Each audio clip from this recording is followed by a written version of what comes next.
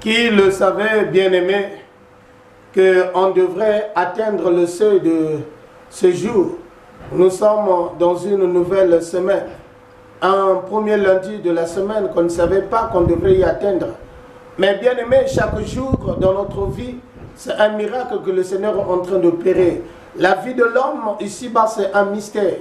À cela, nous devrons déguster, c'est-à-dire ce bon repas que le Seigneur nous a préparé pour cet après-midi. C'est la parole de Dieu, être à table pour écouter sa parole. Je t'invite maintenant, bien-aimé, à être dans la prière.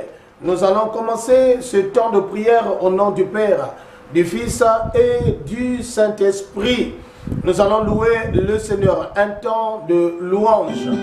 Là où tu es, bien-aimé, tu dois louer, tu peux louer ton Dieu. Loue ton Seigneur qui est en train d'opérer un miracle, qui est en train de faire de beaucoup dans ta vie. Il n'y a pas un Dieu qui est au-dessus de toi, de lui.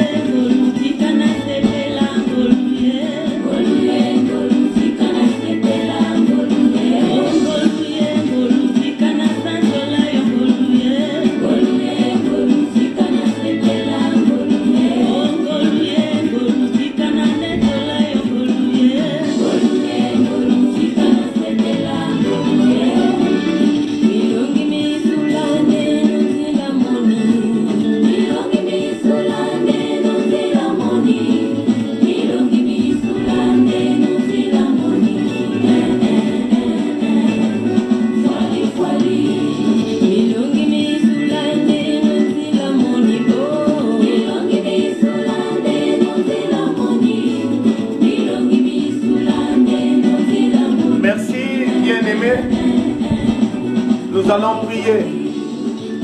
Notre Seigneur, notre Père, il n'y a pas un Père ici-bas, il y avait notre Dieu que nous pouvons comparer à ton amour. Parce que Seigneur, tu es en train de faire. La nuit, on ressemblait avec notre Dieu comme étant des morts.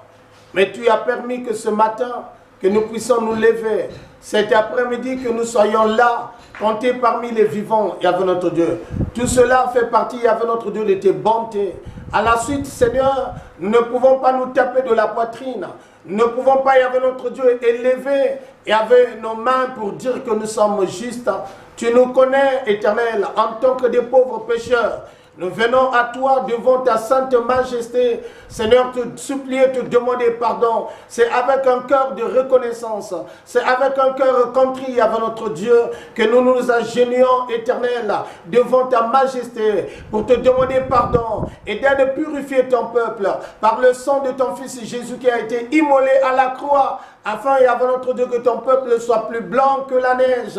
À la suite de nous pardonner, à la suite et avant notre Dieu de pardonner ton peuple, nous te remettons ce temps. Nous voulons, Seigneur, c'est toi qui as convoqué cette auguste assemblée éternelle d'être à tes pieds, de t'écouter, comme ce que tu avais dit ce jour-là à Marthe et Marie. Marthe, ta sœur Marie, a choisi la bonne part que le monde ne peut pas la ôter. Seigneur, c'est ce message avec notre Dieu, ou bien que cette parole que nous voulons recevoir ce matin, qui nous donnera la possibilité, Seigneur, de bien marcher et d'être en parfaite communion avec toi, d'être en bonne santé, Seigneur. Ta parole qui vivifie, ta parole qui nous oriente.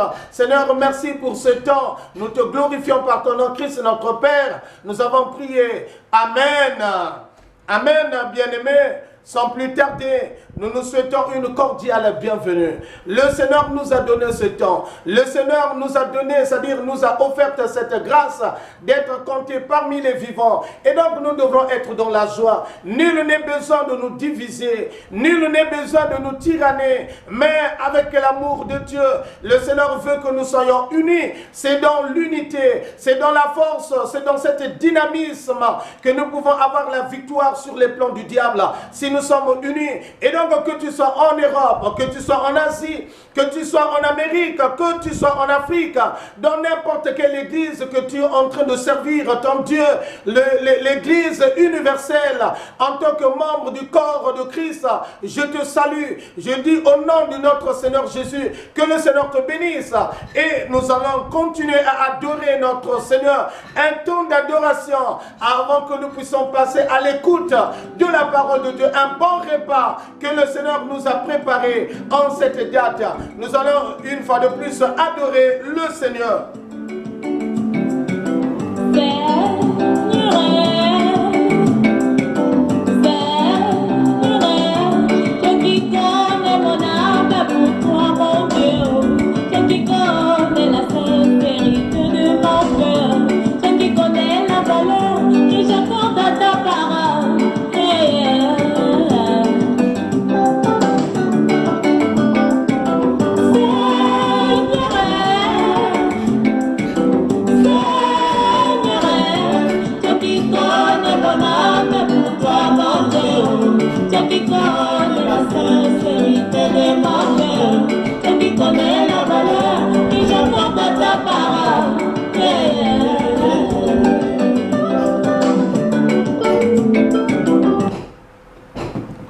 Bien-aimé, le Seigneur, continue à adorer ton Dieu.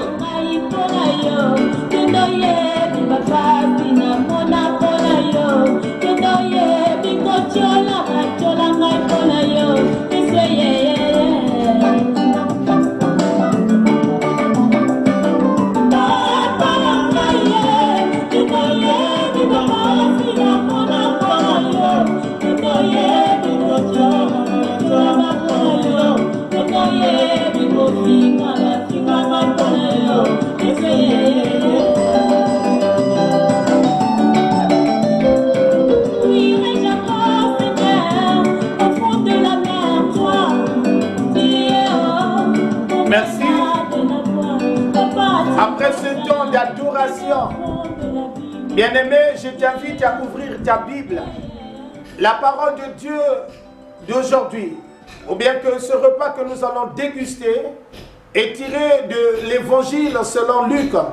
Au chapitre 7, nous allons commencer la lecture à partir du verset 11 jusqu'au verset 16. Donc nous sommes dans Luc. Luc au chapitre 7, le verset 11 jusqu'au verset 16. Lisons la parole de Dieu au nom de notre Seigneur Jésus-Christ. Le jour suivant, Jésus alla dans une ville appelée Naïn. Ses disciples et une grande foule faisaient route avec lui. Lorsqu'il fut près de la porte de la ville, voici on porta en terre un mort, fils unique de sa mère, qui était veuve, et il y avait avec elle beaucoup de gens de la ville. Le Seigneur l'ayant vue, fut ému de compassion pour elle, et lui dit: ne pleure pas. Il s'approcha et toucha le cercueil. Ceux qui portaient s'arrêtèrent. Il dit: jeune homme, je te le dis, lève-toi. Et le mort s'assit et se mit à parler. Jésus le rendit à sa mère. Tous furent saisis de crainte et ils glorifiaient Dieu, disant: un grand prophète apparut parmi nous et Dieu a visité son peuple. Parole du Seigneur. Amen. Amen. Bien-aimés, le thème que nous avons tiré dans ce texte, et il s'agit d'un thème que nous connaissons nous tous: ne pleure pas. Ne pleure pas. Voilà le thème qui fait la quintessence de ce message, de cet après-midi, ou bien que en cette date. Ne pleure pas. Bien-aimés, nous devrons le comprendre. Quand nous regardons le monde, quand nous regardons un peu, c'est-à-dire nous visionnons sur tout ce qui est en train de se faire, de la manière que nous sommes en train de vivre ici-bas, où nous pouvons dire que le monde quelque part est devenu pollué parce que nous sommes en train d'assister à beaucoup de cas qui nous fait la chair de poule, ou bien qui nous fait sortir, ou la chair de poule, on a peur. Il y a du temps par rapport à ce que nous sommes en train de voir. Quand nous sommes en train de visionner dans les médias, quand nous sommes en train de visionner de partout, nous nous rendons compte quelque part que le monde est mal. Nous nous rendons quelque part, nous nous rendons compte quelque part que le monde est malade. Il y a de ceux nuit et jour qui sont en train de pleurer. Il y a de pleurs de ça et là. De partout, c'est des pleurs. Que ce soit en Afrique, que ce soit en Europe, que ce soit dans nos familles, que ce soit de n'importe quel lieu. Les gens sont en train de crier. Les gens sont en train de larmoyer. Les gens sont en train de pleurer à tout moment. Et là, on me parle d'une veuve. La veuve qui pleurait. Pourquoi elle pleurait? Parce que en premier lieu, c'est une veuve. Et donc, elle avait d'abord perdu son mari et elle avait un fils unique. La Bible est claire, le texte est clair sur ça pour dire que le fils unique qu'il avait, elle avait encore perdu son fils unique. Et donc, elle faisait que pleurer. Comprenons combien de fois l'état était grave, ou bien que la condition, ou bien que la situation pour la veuve était une situation précaire, une situation difficile, une situation de taille. Elle avait perdu le mari. Et donc le fils, nous pouvons dire qu'elle comptait sur ce fils qui devrait maintenant essuyer ses larmes, ses soucis. Mais ce jour-là, elle avait perdu encore le fils unique. Et donc dans la ville de Naïm, la ville et tout le monde était tout autour d'elle, parce que c'était un choc, parce que c'était une blessure que le monde ne pouvait pas guérir. Il y a de ces blessures que nous sommes en train de voir, des blessures que nous sommes en train de traiter, des blessures qui nous arrivent, que le monde ne peut jamais guérir. Mais il y a un homme, je te dis aujourd'hui, qui a ce pouvoir de guérir ta blessure. Il s'appelle Jésus. Et quand ils étaient prêts d'aller enterrer, on nous dit qu'ils sortaient avec le mort. Ils sortaient, le cortège sortait pour aller enterrer le fils, pour aller enterrer le fils unique.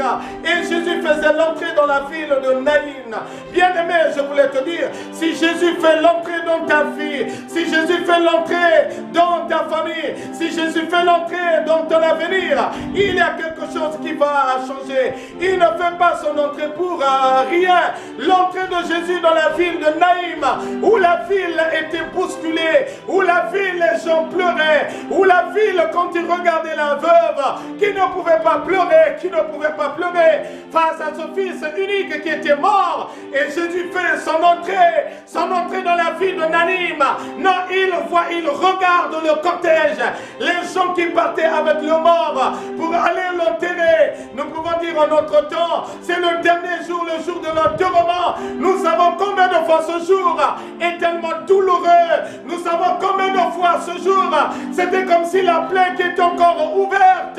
Et Jésus, il regarde à côté, il voit la veuve qui pleurait. Il voit la veuve qui pleurait. Et le Christ s'est approché de la veuve pour dire ne pleure pas. Et aujourd'hui, c'est ce message que nous voulons te donner. Tu as tellement pleuré. L'entrée de Jésus dans la vie de Naïm, c'est pour faire cesser les larmes de la veuve.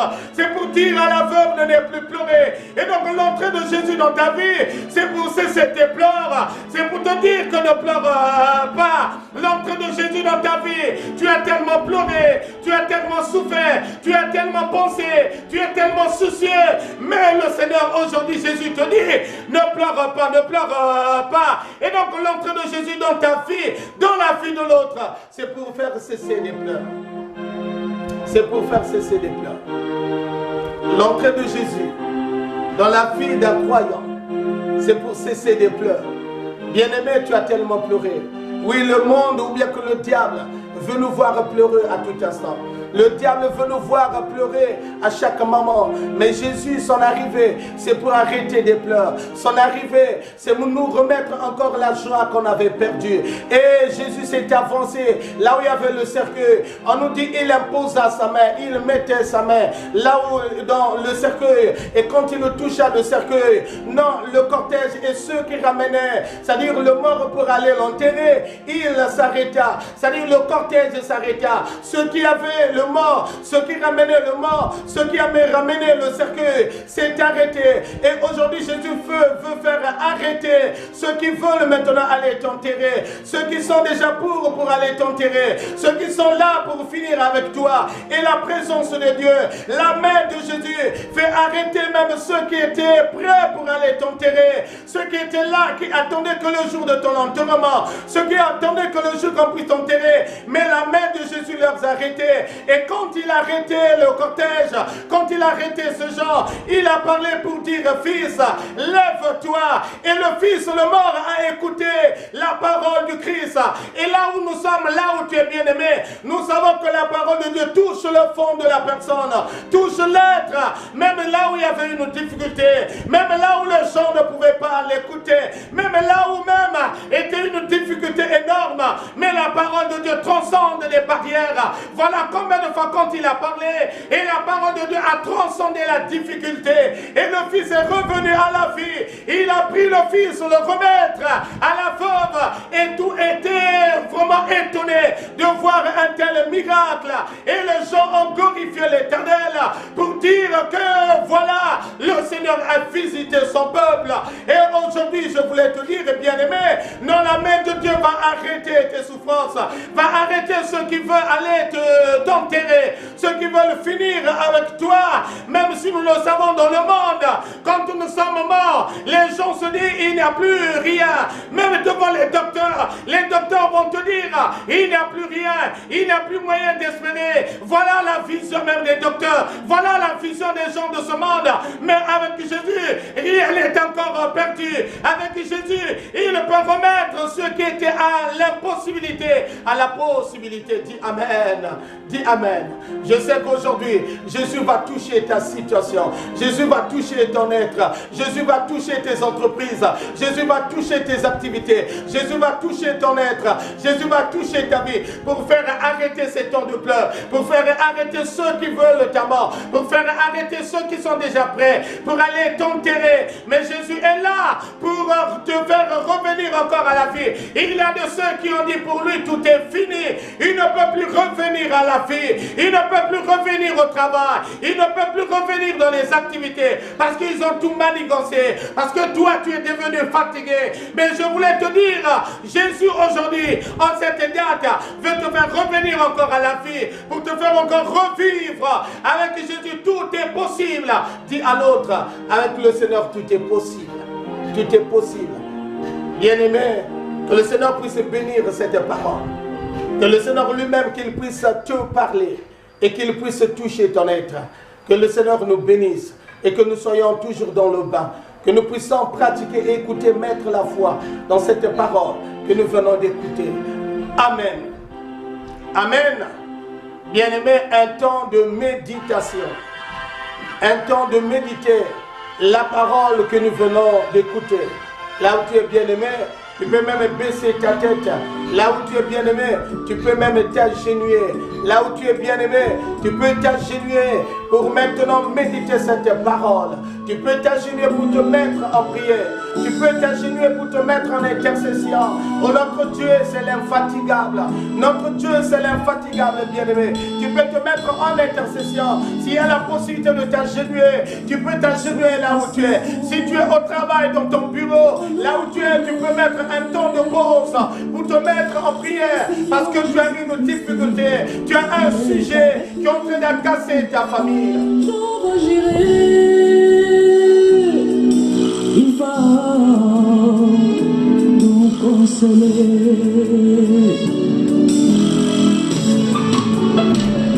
La solution à nos problèmes,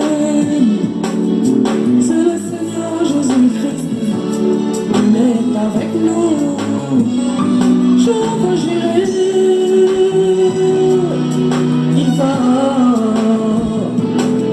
consoler.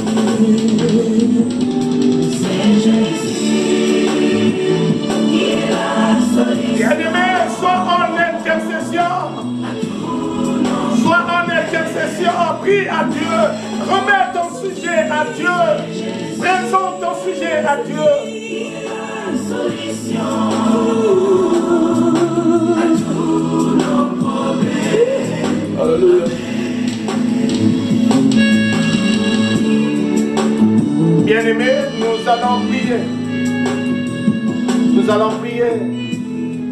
Oh. Seigneur notre Père, à quel niveau il y avait notre Dieu que ce dernier est coincé? À quel niveau il y avait notre Dieu à tout moment, Seigneur? Ta servante est en train de larmoyer. Seigneur, tu connais, sa vie est devenue une vie avec notre Dieu des pleurs, une vie des échecs, une vie avec notre Dieu de déception. À l'image, il y avait notre Dieu, de la veuve qui subissait avec notre Dieu cette déception. Mais Seigneur, ce soir, ou bien qu'on cette date, éternel, nous voulons, Seigneur, par ton nom, que tu puisses donner la solution aux veuves, la solution aux orphelins, la solution à ce dernier au travail. Regarde combien de fois qu'on est en train de proposer de le licencier. Éternel, les armées et les manigances du diable est en train de s'élever pour qu'il y ait notre Dieu ce dernier, qu'on puisse le relever au travail, qu'on puisse le licencier. Mais Seigneur, nous venons, éternel, de redonner son requête, nous venons de redonner son problème à toi, Seigneur. Que tu touches, Yahvé notre Dieu, et donner une solution. Parce que la solution des enfants de Dieu n'est pas entre les mains des féticheurs, n'est pas entre les mains des bouddhistes, n'est pas entre les mains, Yahvé notre Dieu, des hommes de ce monde, mais la solution de tes enfants est entre tes mains, et que tu donneras la solution. Éternel, en cette date, Yahvé notre Dieu, aujourd'hui, Éternel, console cette femme, console cet homme, console ses enfants, Yahvé notre Dieu, qui est en train de pleurer. À tout moment, Yahvé notre Dieu, leur vie est devenue une vie de pleurs, leur vie est devenue une vie de larmes. À tout moment, Seigneur, parce que tout ce qu'il est en train de faire, Éternel, n'avance pas. Oh Seigneur, toi qui donnes la foi, oh Seigneur, tu connais combien de fois dans la foi, ce dernier est à terre. Dans la foi, Yahvé notre Dieu, il n'arrive plus de résister. Mais Seigneur, tu dis, nous devons croire en toi. Yahvé notre Dieu, tu donneras la solution. Et nous croyons aujourd'hui, Éternel, que la solution c'est toi. Touche, Yahvé notre Dieu, son corps, touche, Yahvé notre Dieu. Ça veut dire que tu avais touché le cercueil, là où le Fils unique était. Tu avais touché le cercueil et l'homme était revenu à la vie. Le Fils unique était revenu à la vie. Oh, aujourd'hui, ta main éternelle, ta main puisse toucher ses enfants, ta main puisse toucher, avant notre Dieu, ce dernier qui est au lit de l'hôpital, éternel, afin qu'il puisse revenir à la vie. Parce que ta main, avant notre Dieu, fait arrêter, éternel, tous ceux qui se préparaient pour nous faire mourir, pour nous enterrer. Mais seul ta main, Jésus, oh, aujourd'hui, seul que ta main, en cette date, éternel, puisse changer la situation de ce dernier et de le toucher. Nous savons que la solution est en toi. Et avec notre Dieu, même s'il pleurait, et nous savons que tu vas le toucher. Bien-aimé, là où tu es, là où tu te trouves, élève ta main droite maintenant. Élève ta main droite. Élève ta main droite de là où tu es. Pour dire que Jésus, sauve-moi. Pour dire Jésus, sauve-moi. Nous allons ensemble pour demander, pour dire à Dieu, pour dire à Jésus. Nous allons répéter ensemble. Jésus, sauve-moi. Jésus, sauve-moi. Jésus, sauve-moi. Jésus, sauve ma famille. Jésus, sauve ma vie. Jésus, sauve ma vie. Jésus, sauve ma vie. Jésus, sauve ma vie. Et fais descendre ta main droite. Bien-aimé, crois-le que le Seigneur est avec toi. Crois-le que le Seigneur a fait. Que le nom de le Seigneur, le nom de Dieu soit glorifié. Au nom de Jésus, notre divin Père, nous avons prié. Amen. Amen. Bien-aimé, médite, sois dans la méditation toujours.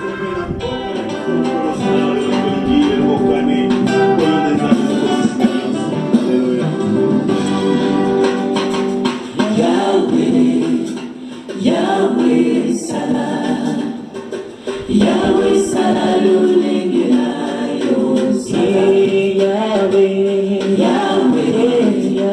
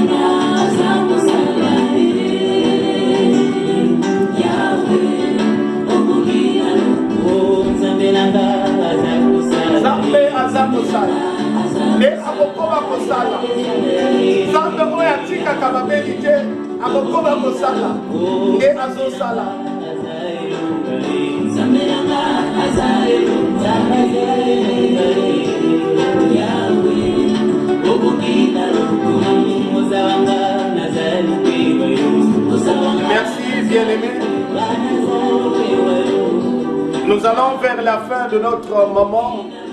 Nous pouvons dire de prière. Et je te dis merci pour ton attention.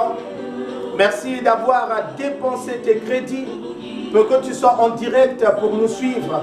Et donc nous disons merci au peuple de Dieu. Et là où vous nous suivez tout le lundi ou bien que chaque moment, vous nous suivez par audio, vous nous suivez par vidéo.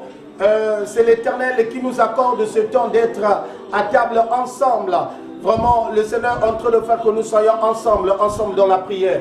Et donc, nous disons merci à Dieu qui nous a accordé ce beau temps. Et nous étions sur ce plateau avec l'évangéliste Sita Bikumu Gavani Apollin qui a conduit ce moment de prière. Et nous avons notre frère Ronald Boudzoumou Poya qui était à la technique, et c'est lui qui a fait que nous soyons en direct avec vous. Merci que le Seigneur nous bénisse nous tous. Nous allons recevoir la bénédiction venant de la part de Dieu. Que le Seigneur de gloire, le Seigneur de paix, qui connaît tes motivations, qui connaît tes projets, tes activités, qu'il continue à te bénir, à te soutenir, maintenant et éternellement, au nom de Jésus. Nous avons demandé. Amen. Amen, bien-aimés. Merci. Passez une bonne journée. Nous sommes ensemble. Nous sommes ensemble.